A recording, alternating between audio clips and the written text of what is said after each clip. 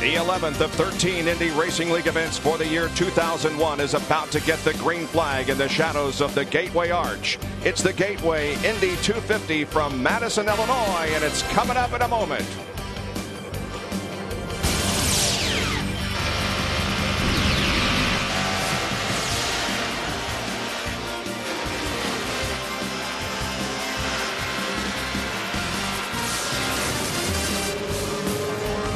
ESPN, the worldwide leader in sports, is ready for some racing. We've had rain the last couple of days. It washed out qualifying, so the lineup is determined by owner points. That puts Hornish, the points leader, and Buddy Lazier up on the front row. Jacques Lazier will be in his first race for Team Menard. Alex Barron making his IRL debut. Mark Dismore has been a fast car all weekend, but he starts in the 10th row. We're on the 1.25-mile Gateway International Raceway. We will have 200 laps of competition. And we will be watching, among other things, of course, the battle for the championship. And there are the two combatants in the front row. We have three drivers making their IRL debut here today. And as I said, Jacques Lazier replaces Greg Ray for Team Menard. It's his first race with that team. Here's the green flag, and we are underway. And Buddy Lazier has a terrible start, as he is going to fall back to about 5th or 6th position. Now, they haven't been running 2 and 3 wide through the corners, but here on the green flag, they're 2 abreast. As we on board with Eddie Cheever moving down the backstretch. That is Buzz Calkins up ahead and now to the right of Cheever as he tries to gain positions here on the first lap. Oh, you can see Jacques Lazier. You got a big wiggle down there in 3 and 4. These three guys are three of the guys that are going to be charging through from back of the pack very early. It's the first time that Sam Hornish has led the opening lap since the season opener in Phoenix. He has now led 9 of the 11 races so far. Scott Sharp has taken second spot away. Salazar, Giafoni, and Boat are all ahead of Buddy Lazier. Mark Dismore moved from 19th to 14th in the first lap. You know, I don't know what happened to Buddy on the start there. He might have been in the wrong gear or something, and Hornish just got away from him. Wow, look at Jacques. That was close. They almost touched wheels as Jacques Lazier drove that thing down in there. You can see Cheever got out of the throttle because he could see what was going to happen, and it almost did happen. They almost touched the wheels. All weekend long, Jacques been talking about he's just going to take it easy this race and get used to his new team. Obviously, that's not going to be the case. Guys, you mentioned the Buddy Lazier start, and Jason, you're exactly right. Lazier was in the wrong gear at the start, and that's why he went to the back, went backwards at the beginning. Okay, we'll keep an eye on him. Ayrton Dare has passed him, so it is now Buddy Lazier running back in 8th position as we go to our other pit reporter, Jack Arute. And Bob, Buddy Lazier may be encountering major problems. The radio chatter very animated between Lazier and his crew, Ron Hemmelgarn's crew. First, they thought they might have a cylinder going away. Now, all of a sudden, they've got fuel pressure alarms, Larry Rice. That's not the way you want to start a race when you're chasing for the points title. Well, it certainly isn't. He has lost more spots and keeps going backwards. His straightaway speeds are just terrible, so he may have some sort of fuel pressure problem here early in the race. Well, and guys, right before the race, between the practice session and the actual race itself, the team did a complete change of its pump package because the car was overheating in the morning practice. So this was a lot of guesswork going on for the Hemmelgarn team right now, and they're all huddled around the telemetry, keeping an eye on it, with very concerned looks on their faces. Just 25 points separating Hornish and Lazier as we entered this event, but Lazier has some major problems, and we've been saying all along that it could come down to just one problem or one mistake for either Hornish or Lazier to determine the championship, and this could be the moment. Boy, what a tough break for him as he's fallen back even further back to 12th spot now. So they told him to settle down and just start running, and he just he said there's no way, so he can't settle down. This is Salazar and Giafoni. Eliseo Salazar is running 3rd, and Felipe Giafoni, who has for the most part wrapped up Rookie of the Year title, is running in the 4th position. These guys are about 4.5 seconds behind the leader of the race, Sam Hornish Jr., who has already about a 1.5 lead. There he is, and there's his closest pursuer, Scott Sharp, about a 1.5 behind. Here comes 3rd and 4th, Salazar and Giafoni, and then right behind them is Billy Boat, who's running in the 5th spot. Billy Boat has been a little bit in a conundrum all weekend with his team. They came tested, and they thought they had the right package. But with all the changes, with the weather conditions here at the racetrack, when we talked to Billy and his dad before the start of this race, he said they have just been searching all weekend. It looks as if maybe they have searched and found the right thing. Well, Giafone has a problem. He is dropping down low on the racetrack here on the front stretch. So Giafone is passed by Buell and several others. And by the way, Robbie has moved up from a 14th starting position to now 7th. What won't it do? I don't know. It's got me. There's something broke.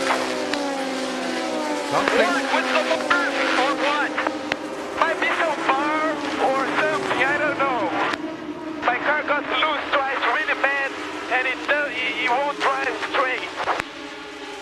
Wow, he might have broken a half shaft.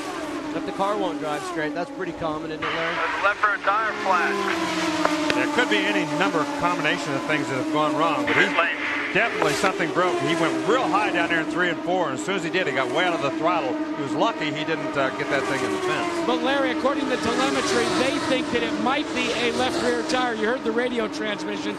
These tires have readouts, so you can read the pressure. We'll have to wait and see when they finish the service on Giafone. The Hollywood car comes in under its own power. We are checking the tires as they come off to see if indeed there is a flat. Thus far, the rear tires that have come off are fully pressurized, so obviously it is the problem. It looks in the right half shaft, Vince. Well, Jack, and the troubles continue for Buddy Lazier, and it's starting to get worse. The team believes now that the motor has lost an injector and that Lazier is running on 7 cylinders. Now, if it was late in the race, Buddy might be able to hold off some of the pack, but if you're going to have to run the entire race on 7 cylinders, that's not going to do well for the result at the end of the day.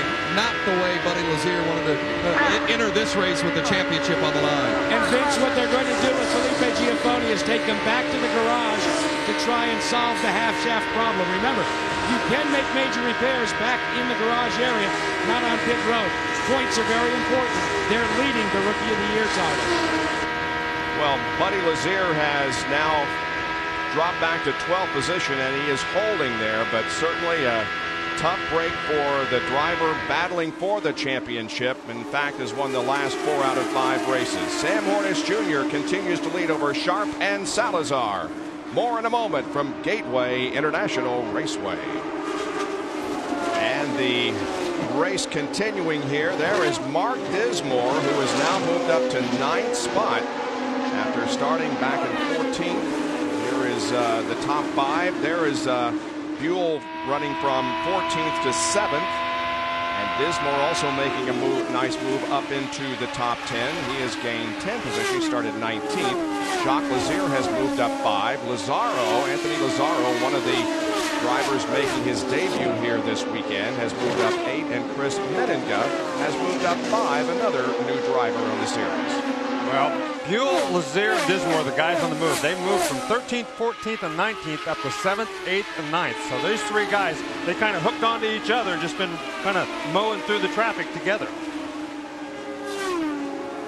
Well, Vince, Buddy Lazier is only about 5 seconds from being lapped here on the 20th lap of the race. Well, and the fuel injector and the fuel injector problem is going to be one that's going to compound itself throughout the day. The team is talking about whether or not to bring him in and change the injector. They calculate that they would lose 23 laps if they chose that option. If you leave him out there with 7 cylinders, they believe they would be 11 laps down at the end.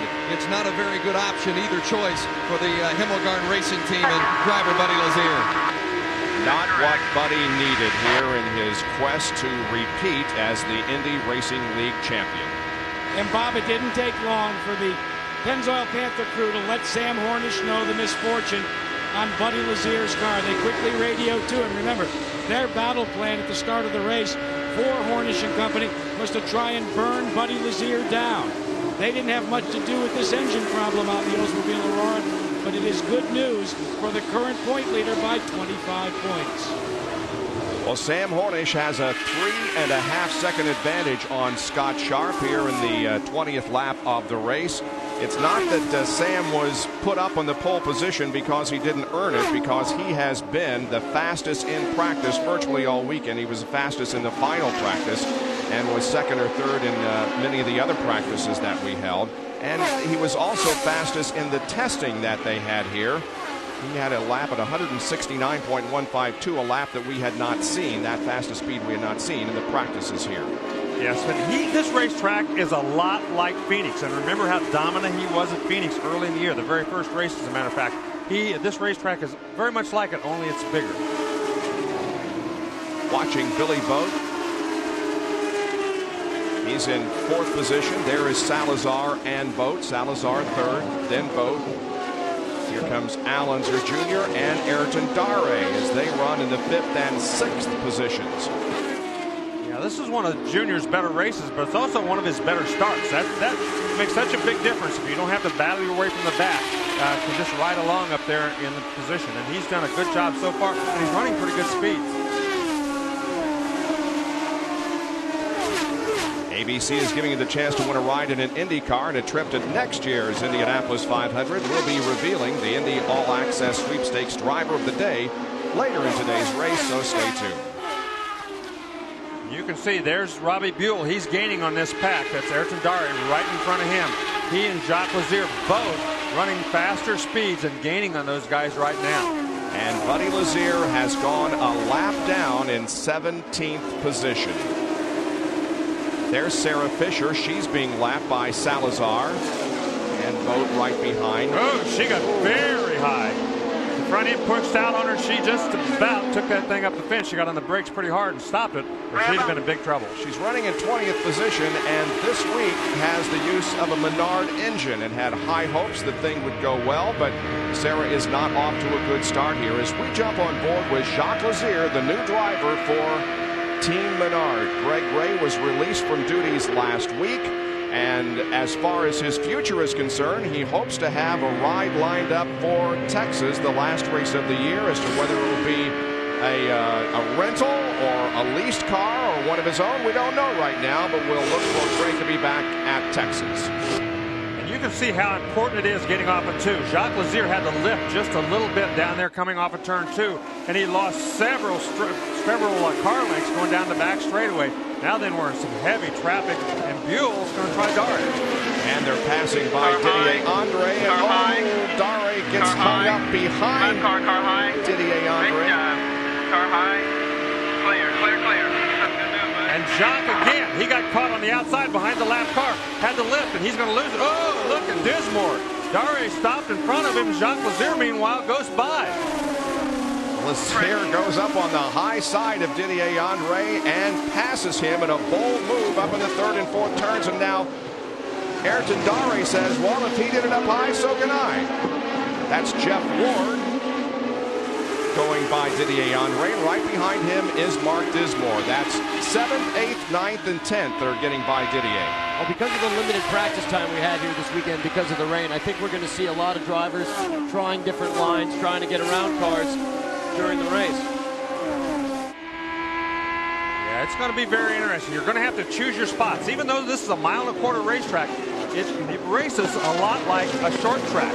You have to beat the guy into the corner. When you go into the corner here, you're going to come from the top down to the bottom, down to the inside.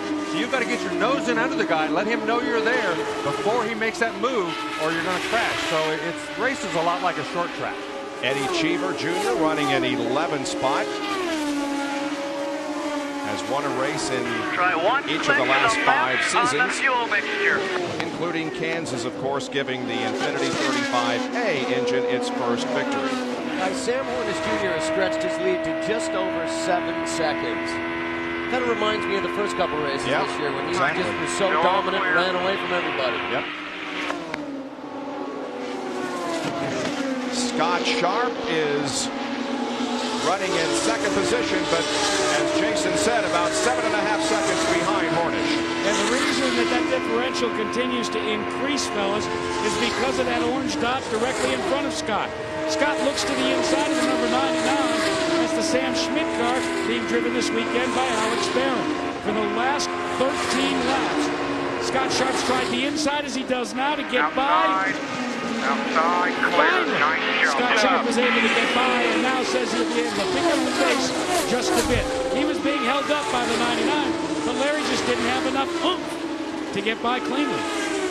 These engines have a very short power range, and if you don't get a really good run through the corner and a good shift down the straightaway, you just can't build up the momentum. The other thing is the other guy in front of you has to a lot of times make a little bit of a mistake. And just a lift, just a fraction of a second, if you get off that throttle, makes a huge difference by the time you get down that 2,000-foot straightaway. And Shiggy Hattori is having problems in his Epson car as he is slowed down the backstretch. Shiggy had already, or was just about to be lapped, running in 13th spot, but now he will go toward the pit entrance, we would guess, maybe off of corner number 4. So Hattori is having problems in addition to Buddy Lazier, and now, for some reason, the car just starts running again. I think he got it back in gear and took off again. I think he was having trouble with the gear. He got it back in gear and took off. But, it seems to be very intermittent, whatever the problem is. Look at that. And Ray are so close as they pass by Shiggy Hattori, I should say Jacques Lazier. Man, oh man. Once again, those two almost touched us. Jacques Lazier, we've seen time after time. He is not afraid to use that outside groove where nobody else wants to go. He was out there that time, and I'm sure that Robbie Buell had no idea he was trying to make that move. Buell running in 6th spot. Jacques is in 7th. That's Dare running in 8th. Then Jeff Ward in 9th, and Dismore in the 10th position. Yeah, Dismore got messed up. When these two guys got through all that traffic up there, he got messed up and didn't get through it quite as well, and so he didn't gain the spots that they gained. Mark started back in 19th spot because of the way that we lined up according to owner points, but he had a fast car in each of the practice sessions that we had here while we were dodging the raindrops. So 35 laps have been completed, and Sam Hornish Jr. with almost an 8-second advantage over Scott Sharp, then Salazar and Boat. We'll be right back. Wow, he did lose a couple of spots. I'm kind of surprised. They're usually one of the fastest. And we just had a collision on pit road. Alex Barron pulled out of his pit and was connected with another car. Oh, yeah. The rear wing is askew. The front end is up off the ground. This is close quarters racing, not only on the track, but on pit road as well. He has quite a bit of damage to that car, Larry. On the right side, it's damage to the front end, and here in the back, the rear wing is all messed up. So it must have been quite a collision there on pit road. That was not a light tap. Whoever he made contact with, I would be surprised if they didn't also have some damage, because he tore up both ends of that race car, the wings on front and back. It's going to take quite a while to change all that, especially the rear wing, because those things don't get changed very quickly.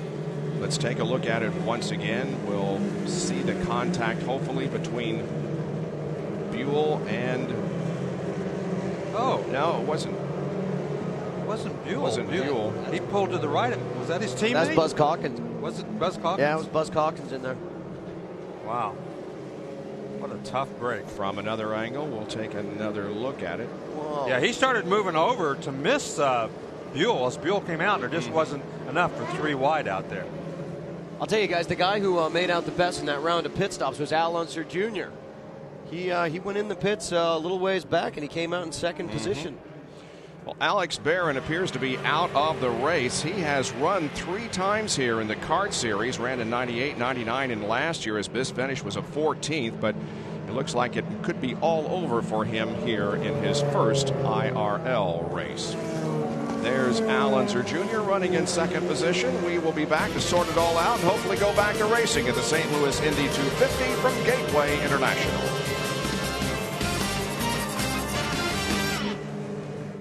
Welcome back to Gateway International Raceway as we get set for the restart here in a few moments of this St. Louis Indy 250. We're under caution because of some debris on the racetrack, giving the drivers an opportunity to make their first pit stops. Well, the story of the race so far has been the championship. First of all, good news for Sam Hornish because he was dominating there before the yellow came out, and then the bad luck for Buddy Lazier. Yeah, Sam Hornish loves this kind of a racetrack. He's a short track guy. He loves this kind of a racetrack, and he's going to do well at this kind of a racetrack. Jacques Lazier, man, he's in trouble now, I think.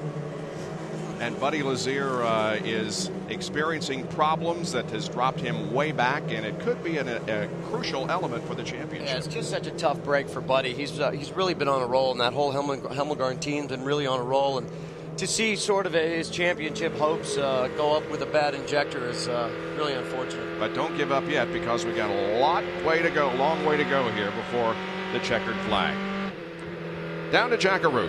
Well, let's see if we can reconstruct as to why the collision occurred on pit road. If you notice, we're on the pit side of the pit road area, and then you can see the first white line out there, fellas. That's the outside perimeter of the pit box.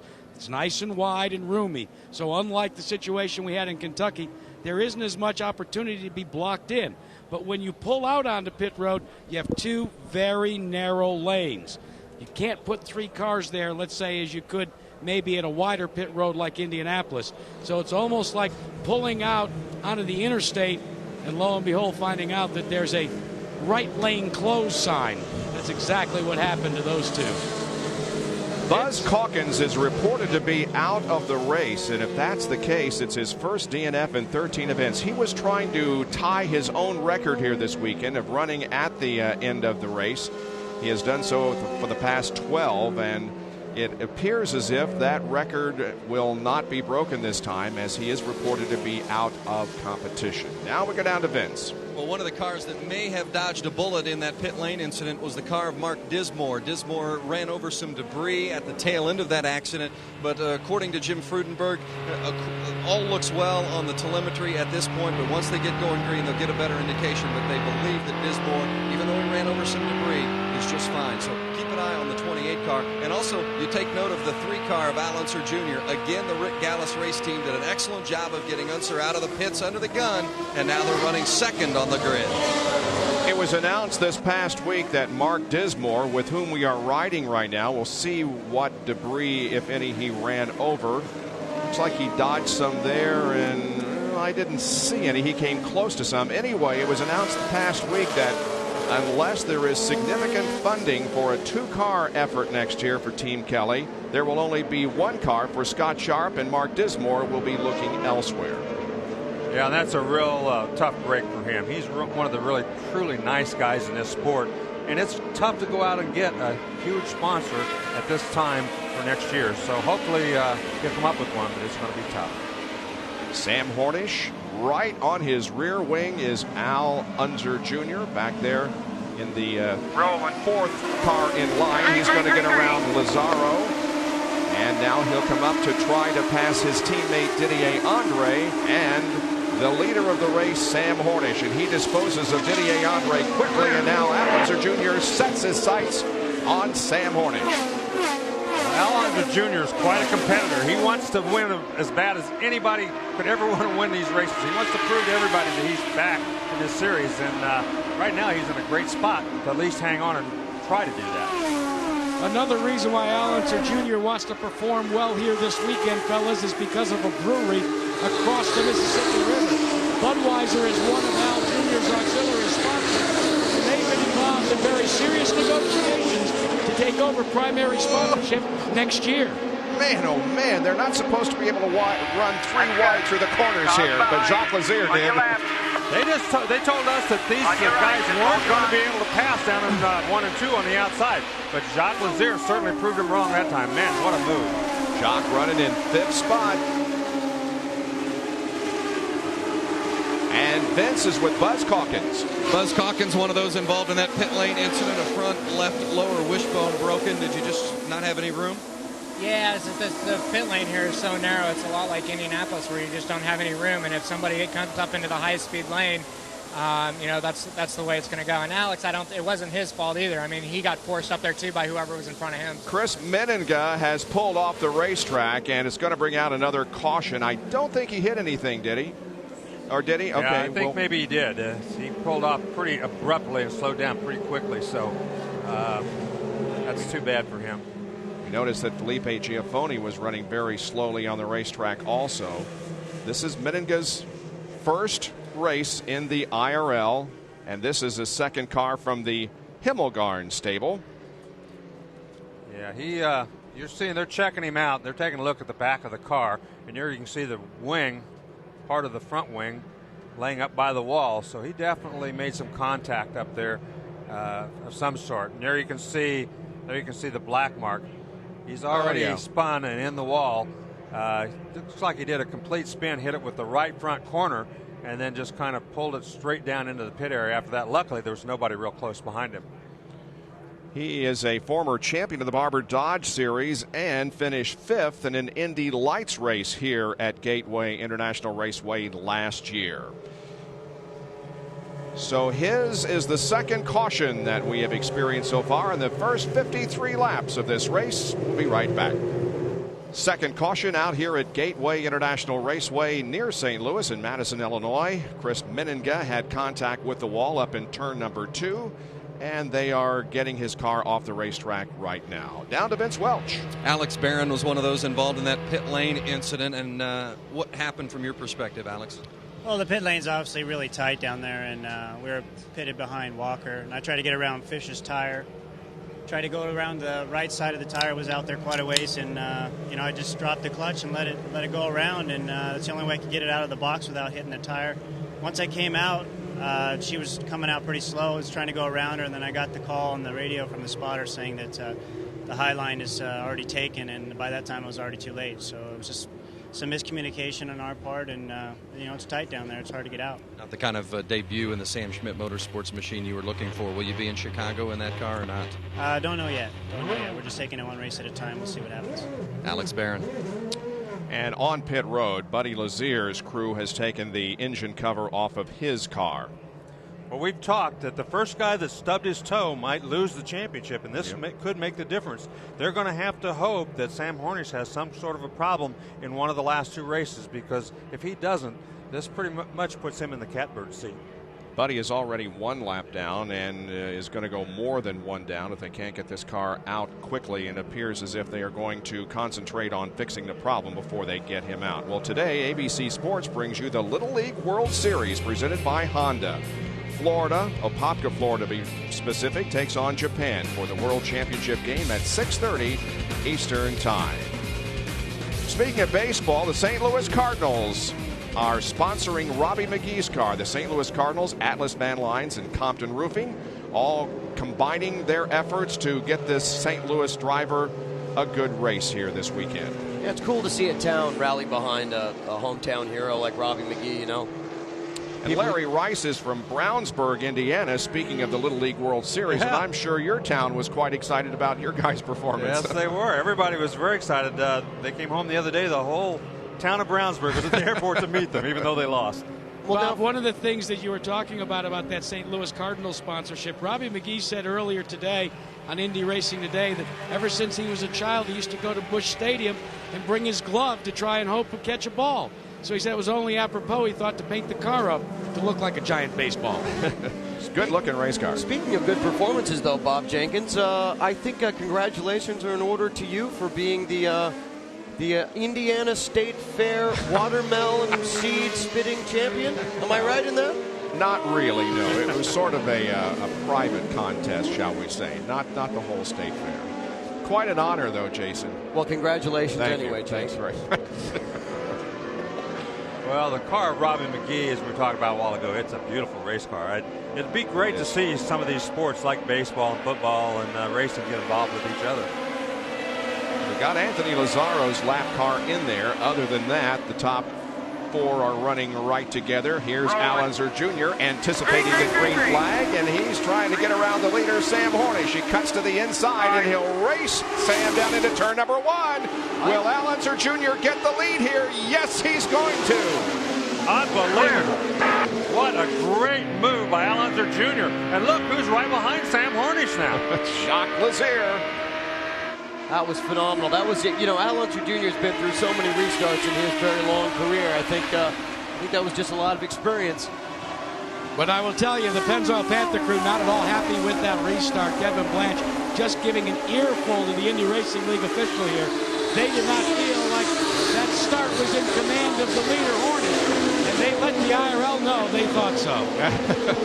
It's the first time that Al Unser Jr. has led an Indy racing competition since Miami, the second race this year. Robbie Buell running back there and forth. We see him following Jacques Lazier. He made a run on Jacques Lazier down the front straightaway last lap, but didn't have enough oomph to get by him. And And it put Scott Sharp back to the 5th position. By the way, Buddy Lazier is back out onto the racetrack, but he right now is shown in 17th position, 4 laps down. And Vince is standing by with another driver who's dropped out, Billy Rowe. Billy, what was the problem today? Well, we went out there all weekend. The car was just great. We went out there about 4 or 5 laps in. All of a sudden, the thing just started stepping sideways on me. So we think we got a broken shock. And this is the end of the season, important race for these guys. And I felt like I was going to crash. I thought we were going to do it 3 or 4 times. So we just thought we'd just go ahead and bring it in and save it for Chicago and Dallas. Good decision. 85-year-old George Bignotti, who wrenched many Indy 500 winners, is helping on the crew. His son also works on that team, and George Bignotti was here once again. And also to kind of recall some historic moments from Indy racing of long ago, Bo Sealfast was on the car this weekend in the sponsorship roles. Good to see the Bo Sealfast logo on that car, as it was on many winners, including A.J. Foyt's 1961 winning Indy 500 car. Well, Mark Dismore, if you're wondering what happened to him, he's back in 12th spot. And on that last restart, he got very sideways. And he just said that it must have been the cold tires. But once he got sideways, he lost a couple of spots. Hornish is having difficulty getting by Lazzaro. Now he does. And Jacques Lazier is going to go to the outside. Well, everybody else is waiting for him to make a move on the inside, and as soon as they get out of the throttle, let somebody go. He just goes around on the outside. I tell you, he is absolutely fearless in that car, isn't he? Yes, he is. Here is Eddie Cheever trying to get to the inside of Donnie Beechler as they contest the 7th spot. Cheever right now in 8th. Cheever told us earlier that he didn't think his Infinity was as well suited to this racetrack as it is to the 1.5 mile, the trial, because it has a short power band. Robbie Buell, though, seems to be running very well and might just have something to do with exactly what gears you choose. If you can choose the right gears and shift going down that back straightaway, you should still be able to hit that power band in that engine. By the way, most of the cars did not pit here on this second caution, but Mark Dismore and Ayrton Dare did, so they are going to be off sequence a little bit with most everybody else. And that's a very smart move. They were the last 2 cars on the lead lap, so why not take a chance? If the chips fall right, they could end up a whole lap ahead of everybody else if the yellows fall in the right spot. Once again on board with Eddie Cheever. Up ahead is Donnie Beechler running in 7th position. Meanwhile, Sam Hornish has caught back up with Al Unser Jr., and now that becomes a battle for the lead. Oh, Hornish trying to go inside. Didn't have the room. Let's see what he does down the long backstretch. But look who else is right there. It's Lazier. Slam the door on you. You got to time it just a little bit better. That's exactly right. It's perfect advice for him. You have to time it exactly right, and you have to make sure your nose is up far enough that he can see you, because he's going to go from the high line right to the bottom. He's going to chop you up if he's not absolutely sure you're there and you've made your pass complete. And Sam Hornish has the ultimate driving coach as a spotter. Those were the words coming from Pancho Carter. Pancho says it's been a work in progress, teaching Sam Hornish some of the nuances. Let's see what kind of a student he is. Well, it is a timing thing. You have to get a great run off the corner, and you have to get your nose up far enough. Remember the crash we saw in Richmond, where Cheever got his nose up there, but Salazar didn't see it in time and chopped into him. Both of those guys crashed. It really was just a racing accident. Nobody's really at fault in that case. So the guy behind has to make sure the guy in front knows he's down there. Al Unser Jr.'s daughter, Cody, who of course is suffering from transverse myelitis, had the opportunity to meet President Bush about 10 days ago in Albuquerque. A big thrill for her, I'm sure. And here is Buddy Lazier losing another lap. He is now 5 laps down. Obviously, they didn't get that problem fixed under the last yellow, and I'm sure it's got to be so frustrating for him to be out there. Be contending for the championship like he is, and kind of be mired in this bad situation. As competitive as he has been the last few races, and to see him in this kind of a situation is very, very sad, and it is definitely going to affect the point standings. 70 out of 200 laps have been completed. Al Unser Jr. leads the St. Louis Indy 250.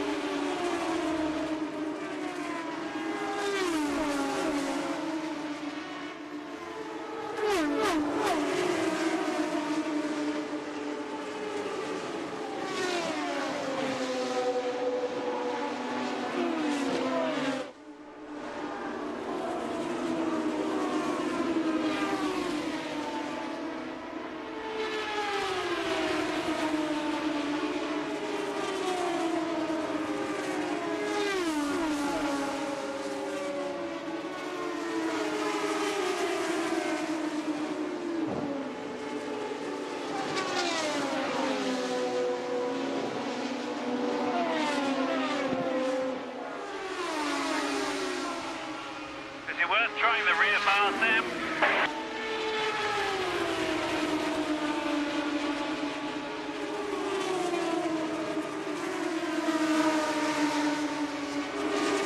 Here come the top three down to complete lap number 74. Alonso Jr., Sam Hornish Jr., and Jacques Lazier, and they're that close.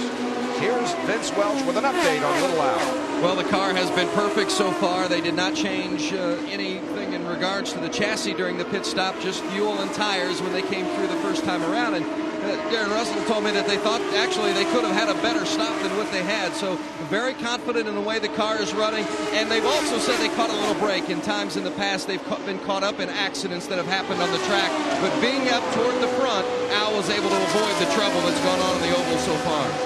Alonso Jr. has competed here at Gateway 3 times in the kart series. In 97, 98, and 99. His best finish was in 99 when he came home in 12th spot. But right now he's leading in the IRL race here at Gateway. Bob, I talked to Al about how comparing the drive in an IRL car to the kart car. And he said he really prefers the drive that he has now in the IRL car. A little additional downforce. He said when we used to run the kart cars here, they were so on the edge that you really could not go racing.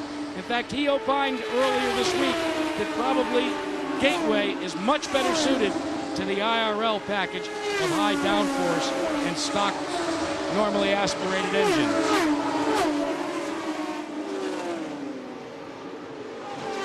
So far, it's been a pretty good race amongst the top 3 guys. And we got some racing going on back. I mean, Buell and Sharp, Salazar, those guys all running pretty close to each other, too. But I think everybody is pleased to see a guy like Al Unser come back out here. And right now, he's actually pulling away from Sam Hornish. He is just a little bit. We'll check the speeds at the line. Mark Dismore is the last car on the lead lap in 12th position. And I've been watching him for several of the last laps. He has been the fastest right now. That last lap, Robbie Buell so far has been fastest, with Hornish second and Scott Sharp third. We'll see when Dismore comes up. Nope, he's a little bit off the pace that he has been setting, probably a little bit of traffic, but right now it is Robbie Buell who is the fastest car on the racetrack, running in 4th spot. It's going to be interesting. They're catching Shigeya Tori up here. When they catch them, the guy who gets through the traffic the best is going to come out ahead in this mix. And believe me, sometimes it's not all that easy because some of these guys just don't move over and let you go by. Sam Hornish Jr. led the first 58 laps, and then Al Unser Jr. took over and has led since that time. And Jacques Lazier now dropping back just a little bit from Sam Hornish in 3rd position. Here's Unser looking to the inside of Shigeya Tori, getting around him fine, and Hornish will follow. Yeah, that was a nice gesture on Shigeya's part. He moved over, he saw them coming, he didn't try to contest anybody. He took the high line and let all 3 of them go by on the bottom. Hattori has been so consistent this year. In fact, Jason labeled him as Mr. Consistency because he has had 2 7th place finishes most recently. He finished 8th at Kansas, had a 10th place at Texas, an 8th at Atlanta, and so on and so forth. But Hattori has been having his problems here in the early going of this race. Down to Vince Welch.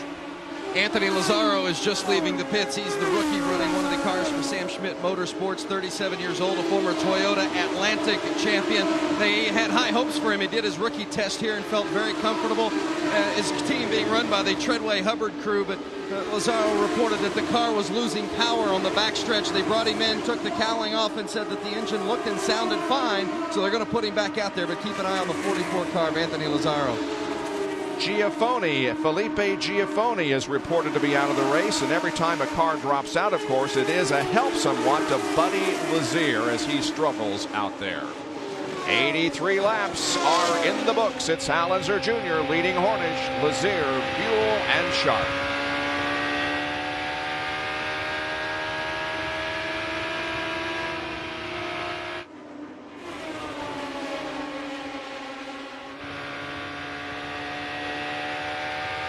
I won't close it. Looking inside, inside.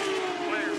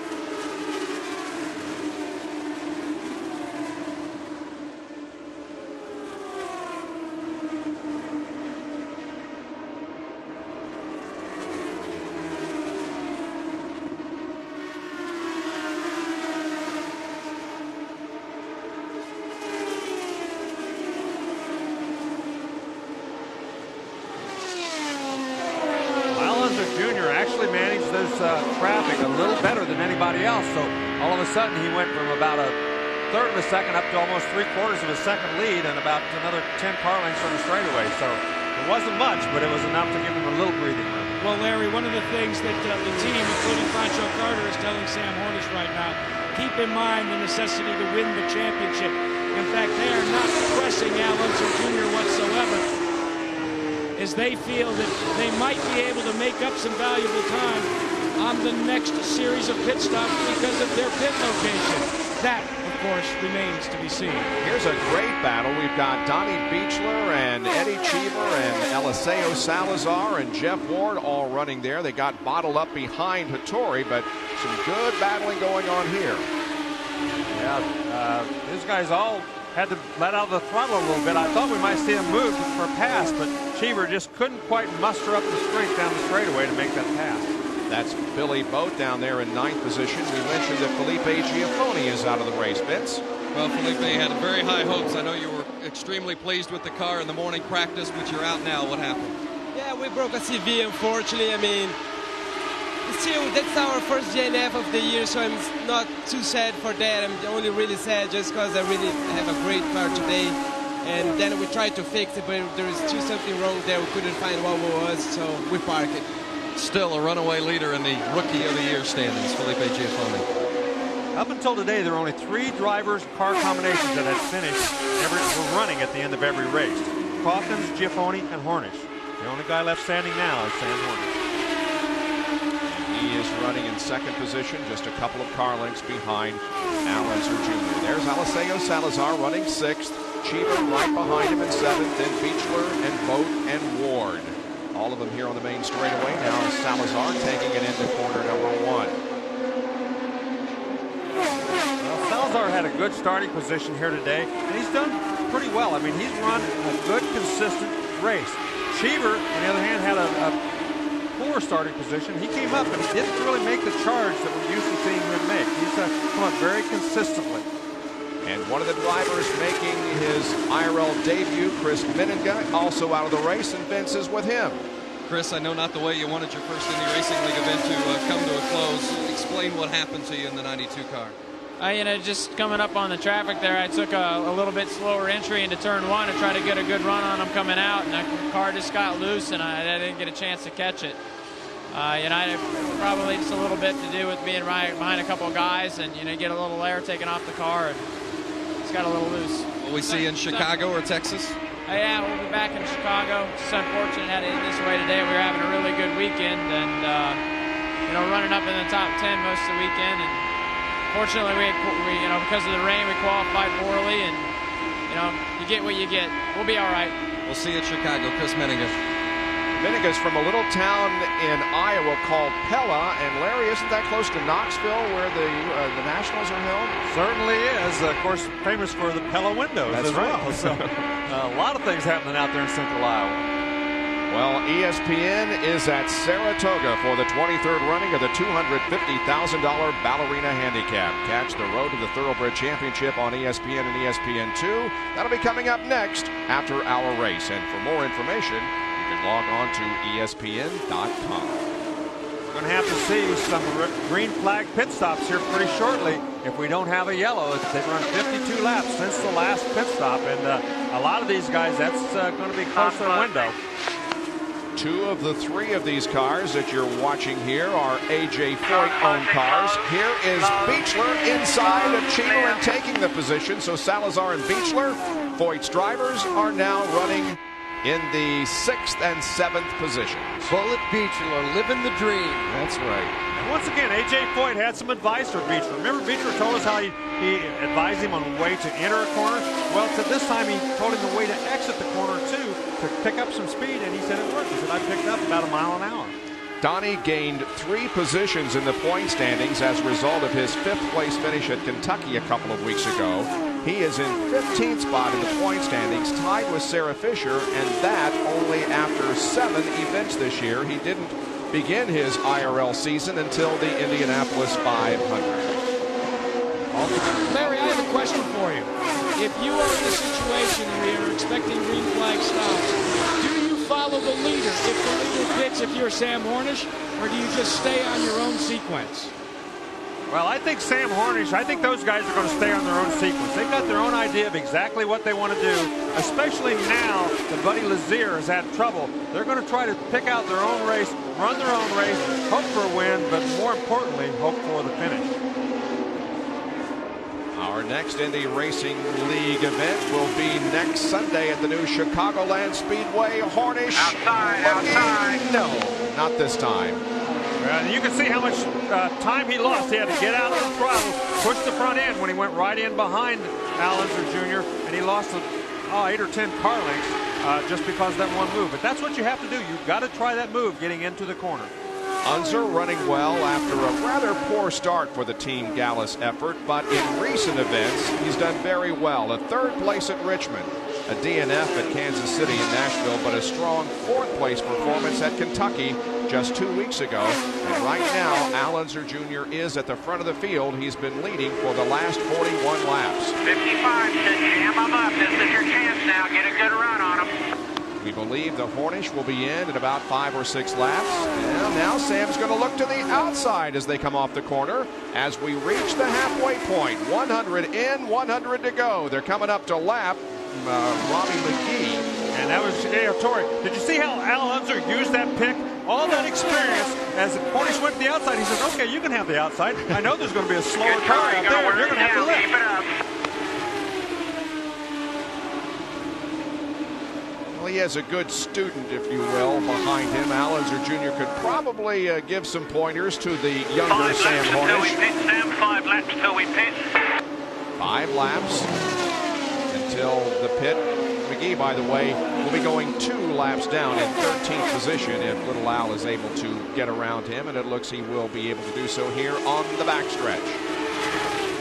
Vince is with Anthony Lazzaro, who's out of the race. Well, another making his debut today, hoping for better luck, but you had a bit of a power problem, and then you asked if you could drive the car behind the wall. It's not NASCAR. You run some bush races. Well, I've been in so many different series this year, you got to ask. You just don't know. But no, I got to thank the guys at Standard Management for making this opportunity possible. Sam Schmidt, you gave me my dream, buddy.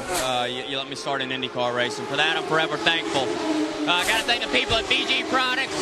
Got to thank Ray Parsons, and the guys at WorldCom. Without their help, this wouldn't be possible. Guys over here in the Treadway crew gave me a really good car during the race. Will we see it Chicago or Texas? You know, the way my career has been going, if you even want to call it a career, but I never know from day to day. Hopefully I'll be back. Look for Anthony Lazzaro, guys. Anthony and Sam Schmidt were teammates in the Hooter Series back in 1995, and that's one of the reasons why Sam tabbed him as the driver of that second car this weekend. Look for Sam Hornish to pit in 2 laps. They will make one major change on the car. That's here comes Lazier now, Jack. Lazier is coming in, so he'll be the first of the leaders. And Hornish's crew is getting ready to go to work as well. Jacques Lazier brings the Menards car down pit lane, looking for his pit box. And the crew goes to work. So far, it's a nominal stop for Jacques Lazier. First time driving for Team Menard. They reach in to try and pick any debris. We might be clogging up the radiators, and he is off and away. So he's the first of the leaders to pit. So by attrition, so to speak, as more leaders pit on the green, Lazier could very well find himself leading this race. About an 11.6 second pit stop for Jacques Lazier as he rejoins the race. And now here comes Sam Hornish in as he relinquishes the second spot. Pennzoil Plether car and the crew await. It is such a long drive down to the end of pit road. Way at the end, you can see Kevin Blanche waving to try and provide a mark for Sam. He hits his marks, and now it's time for the crew to go to work. It's a 60-mile-an-hour speed limit. So when you're going only 60 miles an hour and everybody else is running 160 out of the racetrack, you can certainly lose a lot of time if you make just one slide in. 13.4 seconds for Sam Hornish. That included a change of 4 Firestones, methanol, and 2 turns in the front wing. Robbie Buell moved up to second momentarily, but now he's in, and so is Al Unser Jr. as he gives up the lead of the race.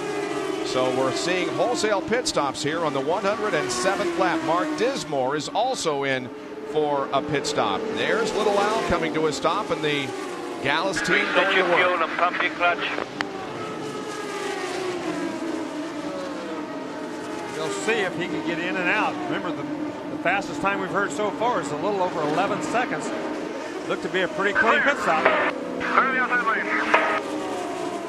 Vittori making a stop right behind Unser. Well, we were watching that stop by Al Unser Jr., who was elected to pit all the way at the far end of pit road. Scott Sharp and the Delphi Automotive crew were in and out very quickly. By my unofficial clock, they had the job done in less than 11 seconds. Hornish just going into turn number 1 now, while Al Unser Jr. has already exited the pits, is at the end of the backstretch. Ayrton Dare has taken over the lead of the race, but he needs a pit stop shortly. Yeah, he and Dismore, remember, they stopped a few laps before everybody else. They made an extra pit stop there on one of the yellows, so they can run about another 10 laps. If a yellow comes out during that 8 or 10 lap span, it could be a huge advantage for those two. So Mark Dismore, it was Scott Sharp that made the pit stop a few moments ago. Dismore is still out there leading the race. Al Unser Jr. is second, and Sam Hornish is third, with Jacques Lazier fourth, and Robbie Buell is listed in 5th position. Back to Vince Welch. Well, the best news for Al Unser Jr. and his Gallus Racing crew is that they made no chassis adjustments, just tire and fuel. So now they've been in 2 stops and not touched the race car. It's a good indicator that Al Unser Jr.'s got a good one under him today. He's certainly running some fast laps out there. And that last time around, he was the second fastest, but guess who was fastest? Sam Horn. Not surprisingly. That's Billy Boat just behind Al Unser Jr. coming down the front straightaway, and then Jeff Ward. Back here is Sarah Fisher and Hornish. Well, the good news for Al Unser Jr. is there are several cars in between he and Hornish. A lot of lap cars in there, so it's going to take Sam a while to work through those to get up to him. Just the way the pit stops fell, he got out in front of those cars, and Sam Hornish did not. 6 cars on the lead lap after that sequence of pit stops. Dismore, Unser, Hornish, Jacques Lazier, Robbie Buell, and Scott Sharp. Here is Hornish now to the inside of Sarah Fisher, passing her cleanly going into turn 1. The leader is on board with Mark Dismore here as he completes the 113th lap of the race. 200 make up this 250-mile race at Gateway International Raceway. We'll be right back.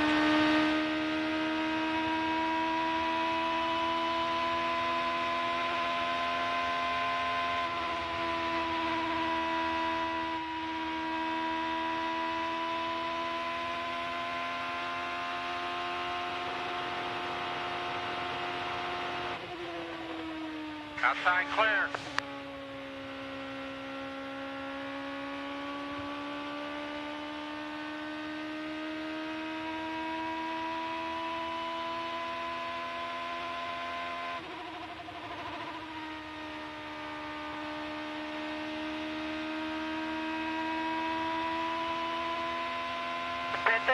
Pit this time, that way we don't have to run around Scott. Pit this lap. Run it as hard as you can.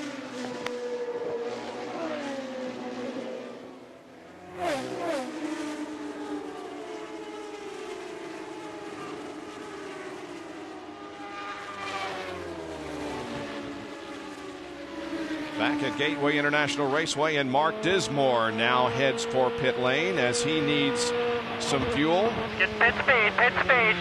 Pit lane. Bob, they have not had to adjust the car whatsoever, and they're not going to make any chassis adjustments on this stop either. Just fuel and tires for the 28 machine. Mark led a total of 7 laps. We're going to have to reset the jacker when we get back out on the track. You're the only car on pit road. You're the only car on pit road. And right, away he goes. Drop that jacker back down. Drop that jacker. You're at 67. Pit speed.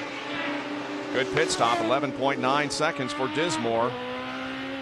They stay in this acceleration lane until they reach the back stretch, and then they rejoin the racetrack right there. Clear, clear. So now it's Alonso Jr. back in the lead with about a 2-second advantage over Sam Hornish. Jacques Lazier is third, then Buell. Scott Sharp is going to move up into the 5th position. And Scott Sharp has developed a problem, fellas, after that last pit stop. If you listen very closely to the song of his Oldsmobile down the front straightaway, it is a little bit off-key. The reason, just like Buddy Lazier, the Delphi crew is experiencing some sort of an electric fuel injection problem. This has been an interesting race in terms of drivers having mechanical problems that we have not seen a great deal this year. Yeah, as we said, 2 of the guys who have finished every race are already out. Buddy Lazier has had a couple of problems, but not many in the last 7 or 8 races. Unser came in first and came out first. In fact, there was really very little movement among the top 5, a little bit of shuffling, but the top 5 in are the same as they are coming out in a little bit different order. Yeah, Mark Dismore made the big move. He moved up to 7th spot after that series of pit stops, so he had a good pit stop, and the strategy paid off and gained him about 5 spots. Now, when Dismore made the pit stop, that put some more cars back on the lead lap, including Donnie Beechler, Eddie Cheever, Salazar, and Darday. There are 10 cars that are now on the lead lap. Billy Boat shown back in 11th position, a lap down, and Jeff Ward is in 12th, also 1 lap down. Al Unser Jr. looking for his 2nd win in IRL competition, leads after 120 of 200 laps.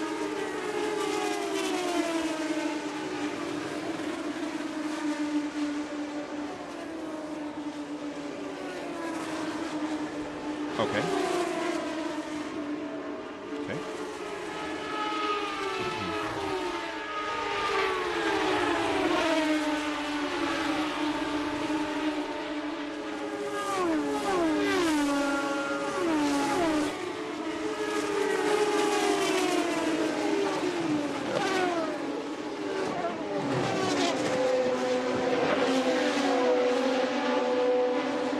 Guys, keep an eye on the 2 car. Lazier's, Jacques having problems. Vince can update you when you come back.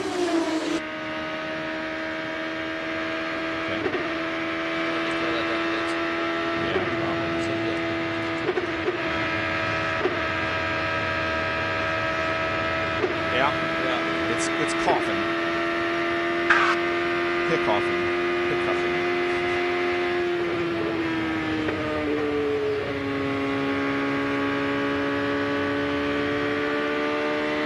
I just said that on the air.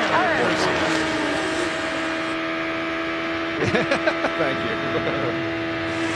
Nice save there, baby.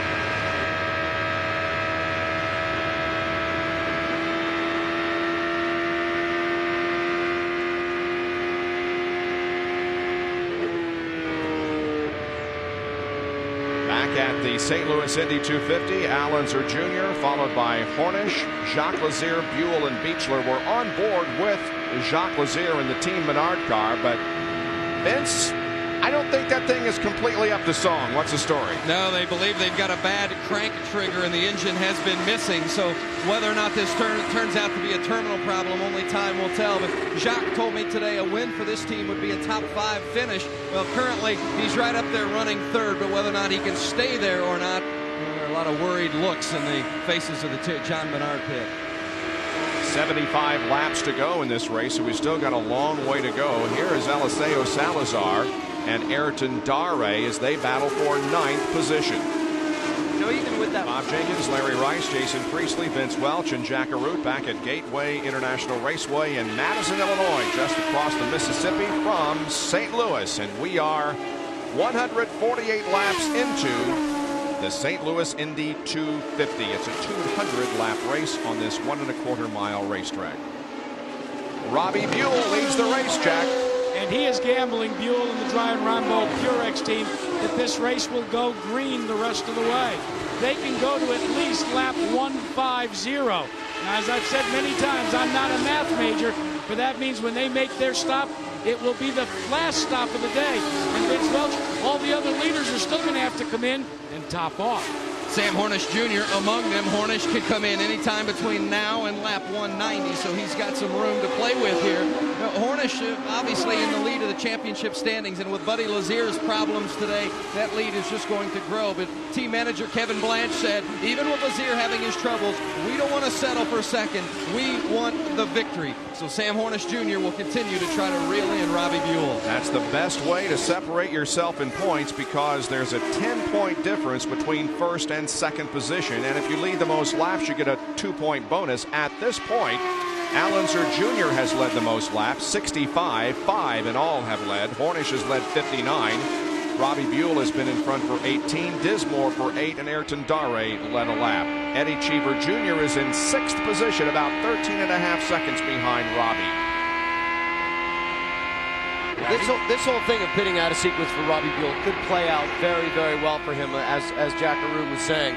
If he only has to make one more stop and everyone else has to come in and at least have a splash and go, this could play right into his hands. And there goes Cheever to the inside of Scott Sharp and taking over the 5th spot. Let's check on the stories that we talked about before the race started. The championship battle really has benefited at this point Sam Hornish, because Lazier has had problems from the very beginning. The new faces, well, Barron, Miniga, and Lazaro are all out of competition, and Jacques Lazier is also having some problems. He's in 15th position. Here's Jack with Jacques. Well, Jacques Lazier had hoped to make at least a top 5 finish in his first debut in the Menards car. Electronic problems inside the engine has knocked out Jacques. Nah, you know, it seems like everything got a little bit hot, and when it did, we think something might have melted, but what about the drive in a Menard car compared to some of the other cars you've been in? I'll tell you what, you know, they definitely know we're here, don't they? I'll tell you what, this crew is unbelievably professional, and you know, I mean, the crew gets all the credit. I mean, that car was so easy to drive; it was awesome, and you know, I just can't say enough for the Johns Manville Team Menard car. We're going to be a threat to be reckoned with. A threat to be reckoned with. Chicago and Texas are still on the schedule. Next Sunday at the new Chicagoland Speedway will be on ABC for that next to the last race of the 2001 season. Of course, the finale, as Jack said, will be at Texas Motor Speedway, where the IRL always puts on an incredible show, and Hornish is really closing in on Buell. Well, he certainly is. Buell caught up in this lap traffic and kind of got out of the throttle a little bit, and Hornish just really reeled him in, and he's going to have to really get his act together, because Hornish is very fast at this point. Fellas, let's not forget what transpired at Kentucky Motor Speedway in a similar scenario when the Drive and Reinbold crew came out of pit road for what they hoped would be their final stop, and in their emotion to try and get Robbie Buell back out, they toppled the fuel tank. So you know Johnny O'Gara and the team are thinking about that as they prepare for lap 150 plus. They can come into the pits at any time now. Robbie McGee being put 3 laps down in that car sponsored by the St. Louis Cardinals and Atlas Van Lines. He is running in the 11th spot. Well, Robbie Buell did a great job right there, and he's going to gain some position on Hornish through that traffic, because he did a nice job with those 2 cars as he went around them. He just re-upped with Purex and Dial Soap for next year, so they're very happy that they've got that whole package put together for next year. And Buddy Lazier makes a pit stop as the Tybo Coors Light car gets some service.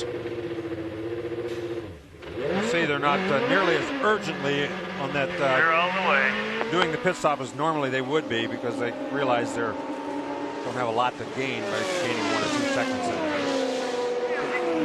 I can hardly imagine how frustrating that's got to be for him to be out there in that slow car. It's just got to be killing him. Absolutely, he's devastated. I mean, I can imagine the conversation on the radio was less than pleasant when that problem came about. Robbie Buell is looking for his 3rd win in the Indy Racing League. He won at New Hampshire in '97 and at Orlando last year. Sarah Fisher goes another lap down. She's in 12th spot. Robbie Walker Buell. telling me she's going to let you go. Clear. That's how important the spotters are. The spotters are talking up there, and Walker's telling him that Sarah's going to let you go. So he knows he can make that pass without a problem going into that next corner. Last time got his attention. Robbie and wife Becky recently had their first child, twin. And so yeah, 8 more laps, we understand, and Robbie Buell will be in. Check the fastest speeds on the racetrack. Jeff Ward was second quick that last time around, with Allenser Jr. third. Buell had the fastest. It was kind of funny before the race started. Over the radio for Robbie Buell, they kind of did a disclaimer saying, you know, we're trying to keep this thing professional, but under the excitement of motorsports, you listen to our scanner at your own risk. So I thought that was rather humorous. Before, you know, when you get excited, sometimes you say some things you probably shouldn't. Coming up, lap 163 and Robbie Buell's pit stop. There are the top 10. Back in a moment.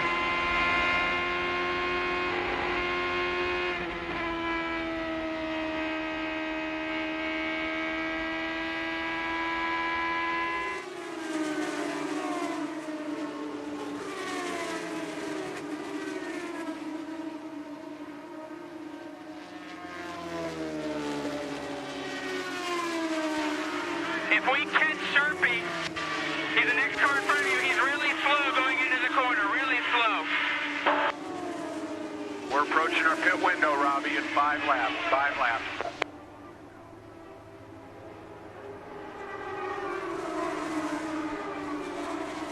See that?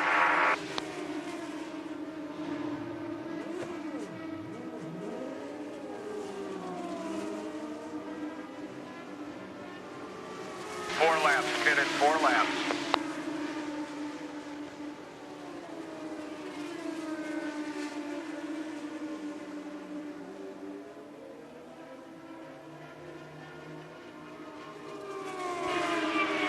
Car high, clear on the 8, clear, clear.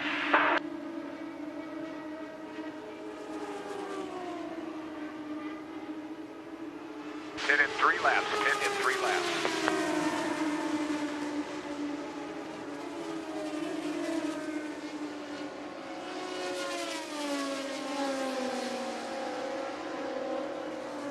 Robbie Buell leads the St. Louis Indy 250 here at Gateway International Raceway with 166 of the 200 laps completed. He will be coming in for a pit stop in 2 more laps. And that will be his final one of the day. Robbie, pit in 2 laps. Everybody behind him will undoubtedly also have to make a late stop for fuel. Unless there's a yellow, you know. I mean, he's really in a catch-22. He took the chance. He hopes it goes green. If he does, he's going to be in a great position. If the yellow comes out, though, it's going to be a problem. And Larry, remember as well, they will not have to take a full 35 gallons of fuel. With the fact that they're at lap 169 and pitting, they may be able to short pit this time. The Infinity 35A engine has only won 1 race. That was Eddie Cheever earlier this year at Kansas. Buell trying to make it number 2.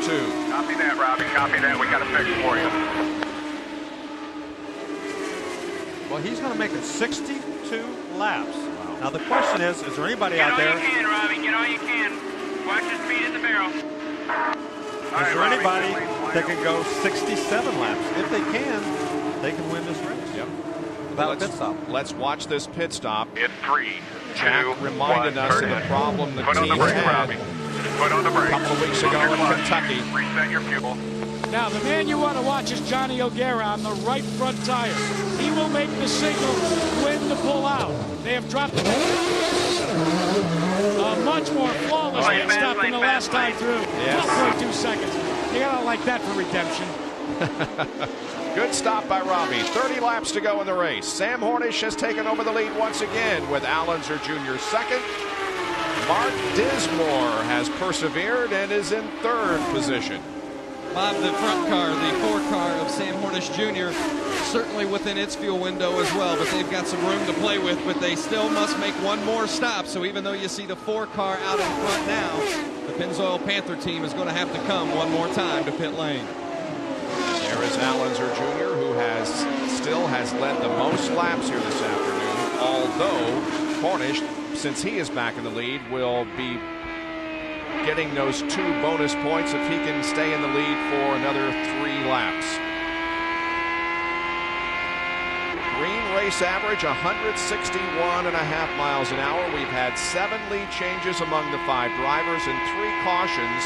Chris Meninga hit the wall up in turn number 2, did not suffer any injury, and the other 2 have been for debris on the racetrack. And here are the drivers who are out of the race, the 3 newcomers to the series making their IRL debut here this afternoon. Lazaro, Meninga, and Barron are all out of competition. Buzz Calkins does not extend his streak of running at the finish of the last 12 events. Now we have a battle for 3rd position. Cheever and Dismore were on board with Eddie. Well, Cheever's been slowly kind of closing in on Mark Dismore. Dismore might be one of those guys that turn the fuel wick down, hoping that maybe he can make it. Or if they come up with a short yellow, only 3 or 4 laps, he may stay out and while everybody else goes in and hopes that he can hold them off for 2 or 3 laps. Larry, that's exactly what's happening with Mark Dismore and his Delphi Kelly team. They were actually trying to do as much fuel metering as possible. And they told Dismore on the radio, we got to find you 1 gallon of methanol. Boy, 1 gallon is not much until you need it this badly, let me tell you. Exactly. These guys are all going to have to pit between lap 185 and 190 probably. So they're going to get there pretty quickly. They've got about another 10 or 15 laps that they can go. But unless a yellow comes out, every one of these guys, I think, is going to have to make a pit stop. 67 laps is just too many to go. It's been a good race for Mark Dismore. He started, remember, back in 19th position since they lined up according to the points, and he is currently running in the 3rd spot. All right, well, we will take a break here and get set for the closing laps, including the important pit stops that should be made before too long.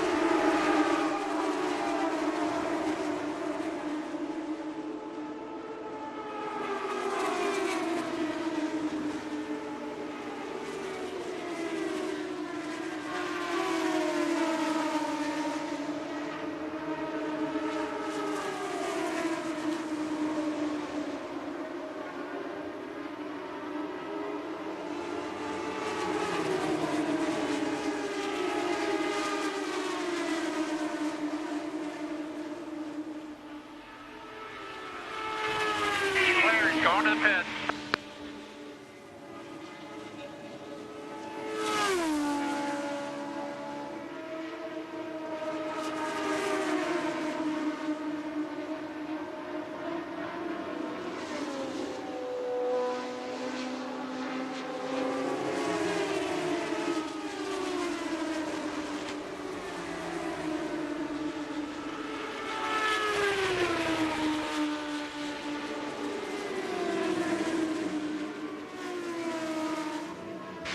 Seconds on second.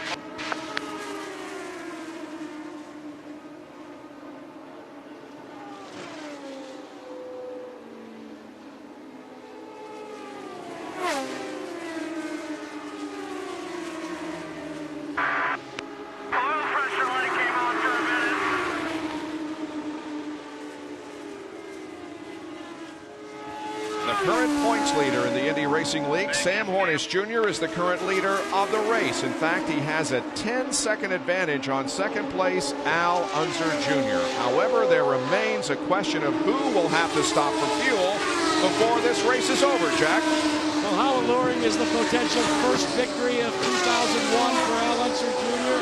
Well, over my shoulder, his crew has been working hard on the computer, trying to run as many different scenarios as possible. During the last sequence of stops, Al Unser Jr. was able to get 66 laps on a tank of fuel. So Rick Gallis and company now need 67 laps. So much like Mark Dismore, they are in fuel conservation mode yet again, looking for less than a gallon of fuel. And if they can find it, it could be the key to victory lane. However, within those 66 laps that Little Al ran on a tank of fuel, 6 were under the caution flag. Well, we're going to take another quick break here to be back for the final laps. 182 are complete at Gateway.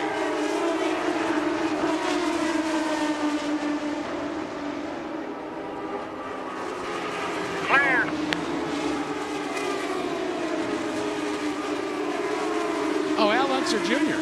I'd go with Junior. Yeah. I would too. Or Dismore. Yeah. Either one of those two. Junior's probably the best. Cheever just got around Dismore, though, huh? Mark must be still in the fuel conservation. Yeah.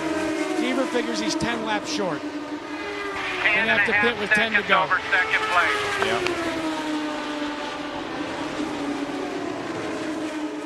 Okay. Okay.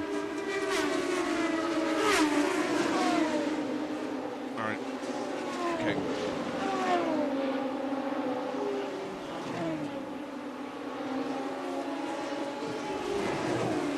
Yeah. We didn't mention it on the air. We will, though. Vince has something on Hornish, guys. 5 laps until 5 laps till they pit. Was that Hornish?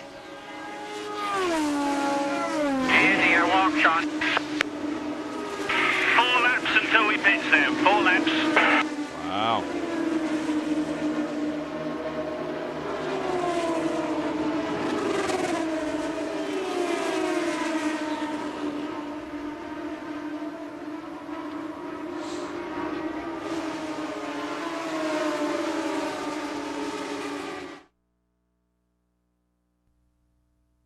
It's time to reveal the Indy All Access Sweepstakes Driver of the Day. Hi, I'm Alan Jr. from Gallus Racing. I'm the Indy All Access Sweepstakes Driver of the Day. For your chance to win a ride in an IndyCar and a trip to next year's Indianapolis 500, log on to ESPN.com, keyword Indy Pass. Fill out an entry form and include the name of the driver of the day. One entry with the correct answer will be selected at random as this week's winner. Indy driver of the day, Allenser Jr., is currently in second position behind Sam Hornish, who will be coming into the pits very shortly. And a caution, and that's what a lot needed. We have a car that's Donnie Beechler. Bullet Donnie Beechler. Yes, he was running in 4th spot. Wow. Well, this is a great break for some and a really bad break for others. Some of these guys who thought they might be able to pull it off. Beechler was running in 4th position when that happened, so tough break. Bad break for Robbie Buell. Wow, look, he tore the whole gearbox off. Wow, look at that. He's okay, though. Yeah, that's the gearbox right there, laying down there on the racetrack. So he's waving at the people as they come up to try to help him. So that's the good news after a look like that. There it is. Ooh, he had hard contact with the wall. Yeah, he just really backed that thing. Look at the gearbox. It went clear up into the fence and then bounced down the racetrack. But that's one of the things that gearbox is designed to do. Exactly. They used to be too stiff, and when you took a hit like that, it generated all the energy into the driver. Now then, that gearbox absorbs some of that energy. You don't usually see it break off like that, but it does usually break and absorb some of that energy. Beechler is okay. He's out of the car and talking with his workers, and you can see the incident occurred just ahead of Sam Hornish. He was passing underneath Donnie when all this debris was flying around on the racetrack. Bob, that's not the only break he caught. Obviously, he caught the break, too, of the timing of the yellow because his crew was getting ready to go over the wall to get set for a pit stop, which would have had to come under green. So you got to be lucky as well as good sometimes to win a race, and Sam Hornish has certainly gotten a couple of breaks. On the ground will not jack you up, but I'm still going to point at you when you're close, and it's not going to take very long at all, so be ready. That's the voice of Kevin Blanche, the team manager, and what he's telling Sam is they're not going to change the tires. They're just going to give him fuel. Jack Arute? Well, as we await Sam Hornish, Al Unser Jr. and Rick Gallus have been involved in an animated conversation. Rick Gallus had to calm his driver down because Al thought this was a bad situation to find himself in. They hadn't bothered to tell Al that they needed an extra gallon of fuel. Once they broke that news to him, little Al was a little more understanding. They feel now they can go the distance without a stop. It's going to be a huge break for Al Unser Jr. and Mark Dismore. Both those guys have been kind of running on the fuel conservation mode.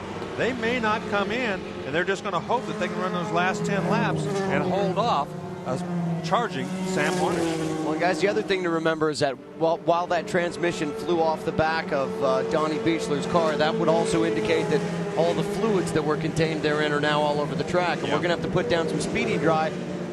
This yellow could take 5 or 6, 7 laps. I mean, it's just going to be a quick sprint at the end. And there are only 10 laps to go as Hornish finds his pit box, and this is the quick splash and go. Just 4.5 seconds in the box for Sam Hornish Jr. and away he goes. They'd also, excuse me, Bob, but Hornish had also had a concern earlier, just about 10 laps ago. His oil pressure light came on, and it sent the Pennzoil Panther crew scrambling to the telemetry screens. But they all believe that everything is okay as far as the oil pressure is concerned. And now that they've got enough fuel to go to the end, it seems that Sam Hornish may be in control here. But you know what, Vince? One of the situations that occurred, that oil pressure problem was not proprietary information. No sooner did that develop than Rick Gallis radioed that information to Al Unser Jr., so he's aware of it too.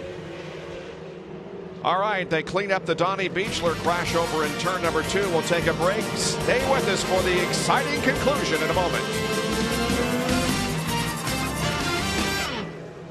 Well, the track crew and the IRL officials have done a good job of cleaning up that Donnie Beechler accident over in turn number 2. The caution is still out. There are less than 8 laps to go, 7.5. They're going to get the 1 to go sign next time around. So this is going to be interesting to see if Al Unser Jr. and Mark Dismore, who did not pit, have enough fuel to go the distance.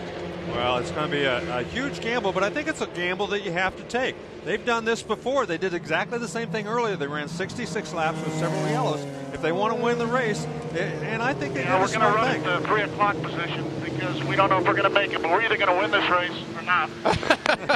That's right. Yep, 10-4. He must be listening to us. That's what we just said. Okay, you want me to start at 3 o'clock, right?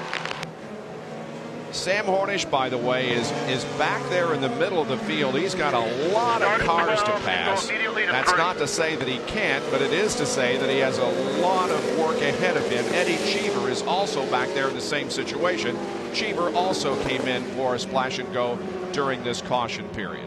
Mark Dismore is only 1 car in front of Hornish. There is 1 lap car between them, so he has a chance to catch him and get around him. But Dismore has been very fast all day. He could hold him off, and if he could last, he could win this race too. Now Sam Hornish has picked up the 2 bonus points for leading the most laps, and that's very crucial as we get down to the end of the season and the battle for the championship. Here we go for the last 6 laps of the race. Go to 3 o'clock on your fuel. Look at Sam. He got. Oh, they're 4 wide down the straightaway. As much as you can. As much as you can. That was Cheever that got that. Boy, he had to grab a real low gear. He's going to have to shift twice down this straightaway.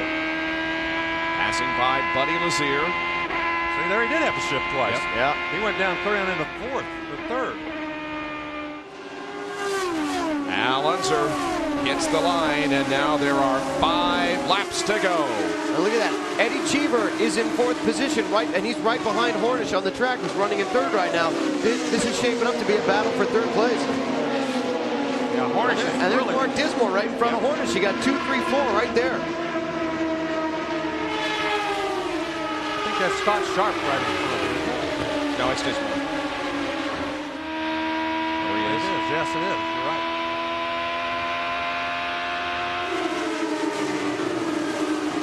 Nope, you're right. It is Scott Sharp. Scott Sharp. The yellow wing is the way you tell the difference. Scott has the yellow wing, Dismore has the black wing. My bad, It was 2 against 1. You had me convinced I was wrong. We followed you right under the bus, Jason. Yeah, sorry, guys. But look at this. These guys are not really gaining all that much on either one, Al Unser or Dismore. So it's now going to boil down to which one of those 2 can last to the end. Hornish makes a pass. Here comes Cheever to get by Sharp. High. All right, less than 3 laps to go. 2.5 laps to go, as a matter of fact. Al Unser Jr. maintains the 1 second advantage on Mark Dismore. Again, Al Unser Jr. has only won 1 race in his IRL career. That came last year at Las Vegas. Yeah, he and Dismore both have pulled away from Sam Hornish, but now Hornish has a clear track, so you can bet he's going to do everything that he can in his last 2 laps to catch those guys. Robbie Buell running 2nd there in line is a lap down in 5th spot. And Billy Boat is back there too. He's in 6th position. So Buell and Boat are on the same lap. And here is Unser coming down for the completion of lap 199. 1 lap to go. The crowd is on its feet, and they would love to see this Indy veteran take home the trophy here at Gateway. Let's Let's see if he can. If he's got the fuel to last for 1/2 a lap. Yeah, if he doesn't run out of fuel, I think Little Al's got this in the bag. Looking good at the end of the backstretch. Moving through the final corners. Al Unser Jr. looks at the checkered flag and wins at Gateway International Raceway. All right, baby, you did it, Dan. You did it. Congratulations, guys. That was awesome. I don't know if you're going to make it any farther, but we got you there, Bart. Unbelievable. Well done, Junior. Absolutely fantastic. Little Al started 8th and wins the race, Vince. Rick Gallis, congratulations as he's taking his celebratory hugs as well. Wow, how close can it be? It makes it more exciting. Well, I'll tell you, we were low on fuel, so, you know, it was supposed to happen today. He did a great job, and that's good, you know. Did you have any indication when the day started that you had a car this good? Yeah, we tested here, and we knew we had a good car, and so I just really proud of my guys. They did a great job in the pits, and just worked out for us. Our fuel mileage was good, and Franz Weiss did a great job on our motors, and you know, I'm happy for Stars and everybody. It was fun. This is good. You got some help with that yellow at the right time too. Yeah, did you consider bringing him in at all? No, we weren't going to bring him in, man. I was either going to sit here and celebrate or go hide in the motorhome. Well, you're going to celebrate. Congratulations, Rick. Al Unser Jr. wins by 1.1 seconds over Mark Dismore in a great run for Diz. Harnish finished 3rd, Cheever 4th. Those 4 cars on the lead lap at the end of 250 miles. Buell, Boat, Ward, Sharp, Dare, and McGee complete the top 10. Well, you got to give both of those teams credit. They ran good all day long, both Unser and Dismore, and there at the end they both made crucial judgments on what to do about that last pit stop, and it ended up in 1st and 2nd positions for both of them. So Al Unser Jr. pulling into victory lane for the 2nd time in his IRL career. Well, that team has taken a lot of criticism over the year. I mean, you know, they haven't always qualified all that well, and sometimes they haven't run that well. So I'm sure for them, this has got to be very, very satisfying. And they've been fast. Remember, clear back in Miami, they had a chance to win the race, and just things didn't work out. So it's I think a lot of the criticism they've received has not been justified, and this just goes to prove it. Well, Al Unser Jr. taking off all the safety paraphernalia. As you said, a winner in Las Vegas in his 1st year at IRL competition, and now a winner in his 2nd year. Al, congratulations. A fuel economy run is still a win. That's right. You know, I got to thank my whole team. You know, they're the ones that put me up front. You know, the whole Gallup race team, the Star Super back car ran super, and, you know, the Firestone tires hung in there great. We had some good fortunes, and I just want to say this one's for little Joe. Let me ask you one thing. I know you're pretty emotional right now, but your crew did not tell you that they were in a fuel conservation mode. I heard you on the radio when they said, well, we planned on this caution, Al. Yeah, well, yeah, if they had planned on the caution, then they should have ran me a little richer, I thought. But then I saw Sam pulling in the pits, and I saw how much I had left on my fuel there at the end, and so Rick definitely made the right decision, and that's why he's a strategist in the pits, and I'm the driver. Bob, sometimes you've got to be a father confessor, a psychoanalyst, and a driving coach. That was the case for Rick Gallis today. And it all adds up to winner. Mark Dismore coming by to congratulate and give Al Unser Jr. a hug as Little Al, as he is called, wins here at Gateway International Raceway in the St. Louis Indy 250. We'll wrap it up in a moment.